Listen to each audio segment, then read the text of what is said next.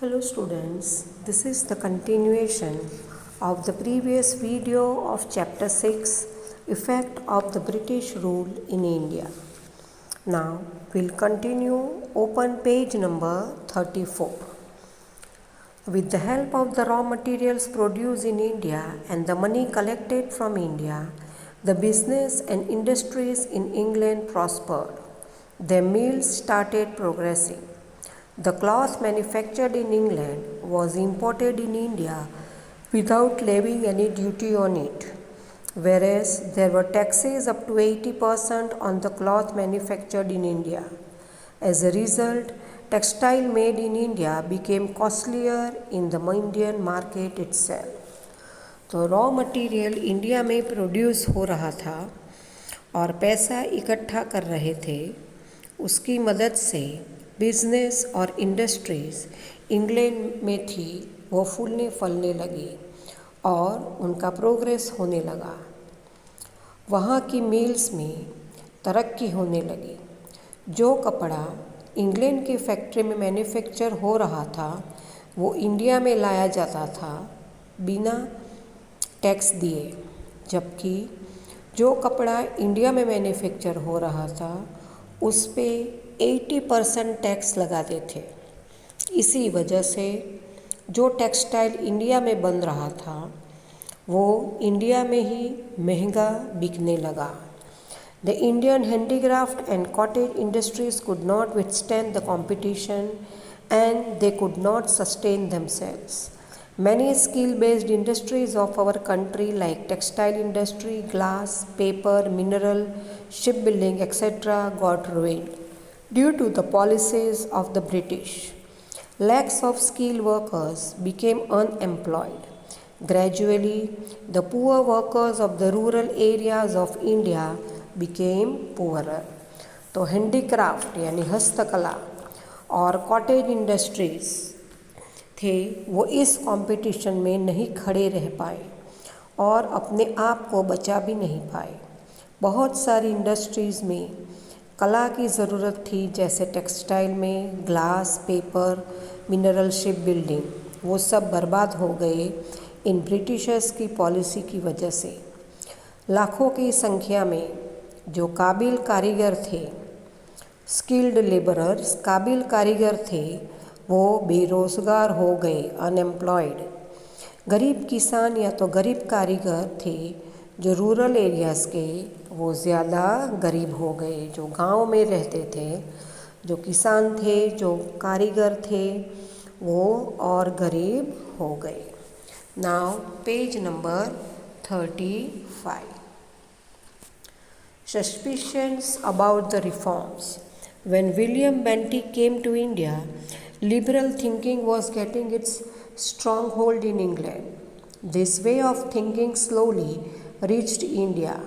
The British rulers started taking interest in the lives of people of India. Lord William Bentinck became quite popular in India by introducing few beneficial reforms. During his time, Indians started getting jobs in company administration. तो जब William Bentinck India आए उस time पे liberal thinking, उसकी सोच वो बहुत उदार थी, इंग्लैंड में काफ़ी ज़ोर पकड़ रही थी और वही सोच इंडिया में भी आ गई। ब्रिटिश रूलर्स इंडिया के लोगों की ज़िंदगी में इंटरेस्ट दिखाने लगे। लॉर्ड विलियम बेंटिक इसलिए इंडिया में पॉपुलर हुए क्योंकि वो ऐसे चेंजेस लाए जो इंडियंस के लिए फ़ायदेमंद थे। उनके ज़माने में इंडियंस को कंपनी के कामकाज में नौकरी मिलने लगी। Indians were allowed to use the mother tongue in the court of law.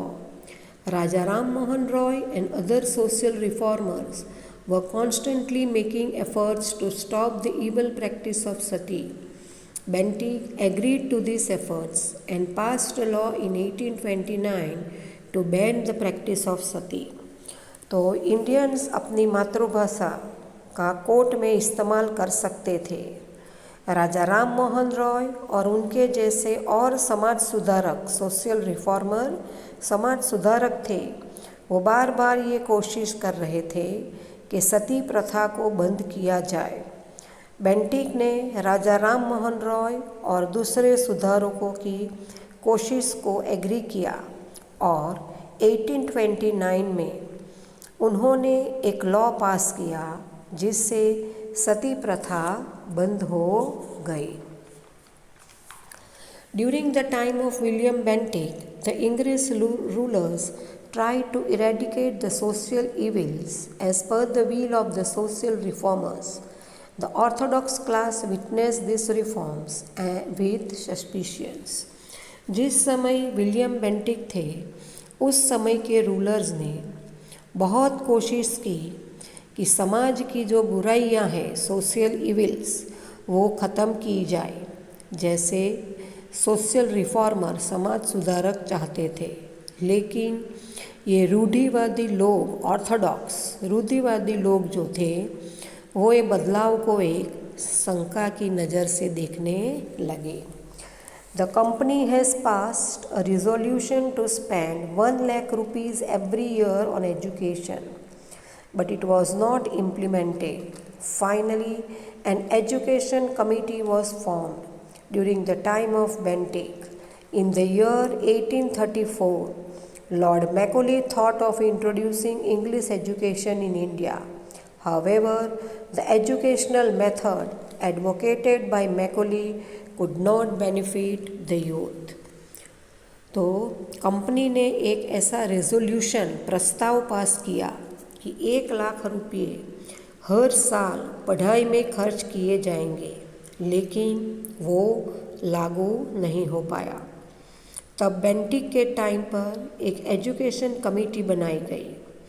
1834 में लॉर्ड मैकॉले ने सोचा कि इंग्लिश एजुकेशन इंडिया में लाई जाए, परंतु जिस तरह का एजुकेशन मेथड मैकॉले चाहते थे, उसे वहाँ के यूथ जो थे, जो यंगस्टर्स थे, उनको फ़ायदा नहीं दिख रहा था। Indians lost the advantage of acquiring the ancient knowledge and skills developed by their ancestors.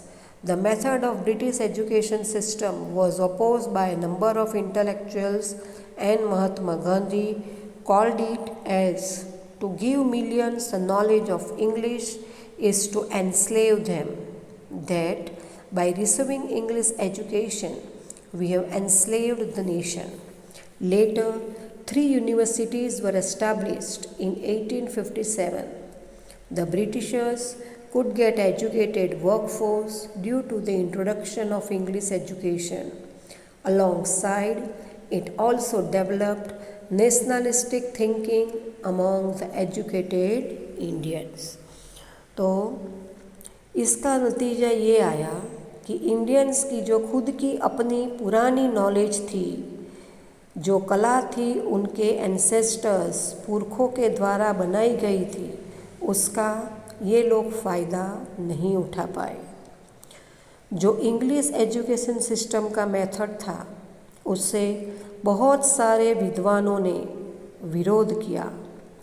Mahatma Gandhi ने कहा कि ये तो ऐसा लगता है कि लाखों लोगों को हम इंग्लिश नॉलेज है कि हम उन्हें स्लेव, गुलाम बना रहे हैं। इंग्लिश एजुकेशन देकर हम पूरे देश को गुलाम बना देंगे। 1857 में 3 यूनिवर्सिटीज़ बनाई गई। ब्रिटिशर्स, जो पढ़े लिखे काम के लोग थे, वो उन्हें मिलने लग गए, क्योंकि इंग्लिश एजुकेशन इंट्रोड्यूस कर दी गई थी। साथ ही साथ जो पढ़े लिखे इंडियंस थे, उनके अंदर एक राष्ट्रीयता की, नेशनलिज्म, राष्ट्रीयता की सोच डेवलप होने लगी।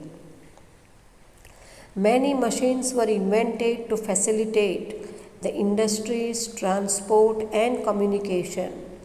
Considering the convenience in running administration and strategic importance for the military, the Britishers introduced the railways in India.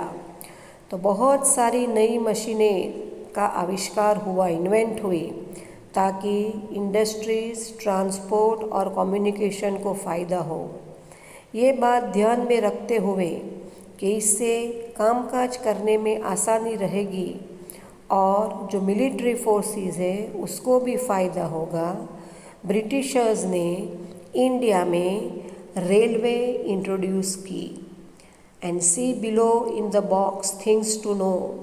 The first railway in India started between Mumbai and Thane in the year 1853 CE. So this was the first year 1853 जब railway start हुई मुंबई और थाने के बीच।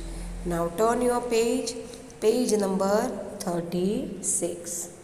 In order to maintain an effective control on the country and to exchange messages with the neighboring territories, modern methods of post and telegraph were introduced in India in 1854 CE. Printing press and circulation of newspapers grew alongside. अच्छी तरह से control रह सके country पे और उसको maintain किया जा सके, साथ ही साथ आसपास पड़ोस के एरिया में मैसेज पहुंचाया जा सके, इसके लिए पोस्ट और टेलीग्राफ के नए नए मेथड इंट्रोड्यूस किए गए 1854 में। इंडिया में प्रिंटिंग प्रेस भी चालू हो गई थी और न्यूज़पेपर वो भी बंटने चालू हो गए थे। These reforms were actually for the convenience of the British rule in India, but it turned out to be a blessing in disguise for the growth of nationalism in India. The class that acquired the English education spearheaded the social reforms and nationalism in India, since they were more familiar with the contemporary developments in the world around. The post and telegraph brought people closer. ये सब बदलाव Britishers ने अपने फ़ायदे के लिए किए थे, लेकिन ये इंडिया में जो नेशनलिज्म की ग्रोथ हो रही थी उसके लिए ये आशीर्वाद, ब्लेसिंग बन गया। वो क्लास जिसको इंग्लिश की जानकारी थी, पढ़ी लिखी थी, उन्होंने सामाजिक बदलाव यानी कि सोशल रिफॉर्म्स और राष्ट्रीयता की भावना, नेशनलिज्म को और ज़्यादा बढ़ाया, क्योंकि वो लोग उस टाइम के डेवलपमेंट जो पूरी दुनिया में हो रहे थे उससे वाकिफ़ थे। पोस्ट और टेलीग्राफ की वजह से लोग एक दूसरे के करीब आ गए। तो students, here we have completed your chapter 6. For homework, you have to write the answers of this chapter in your workbook.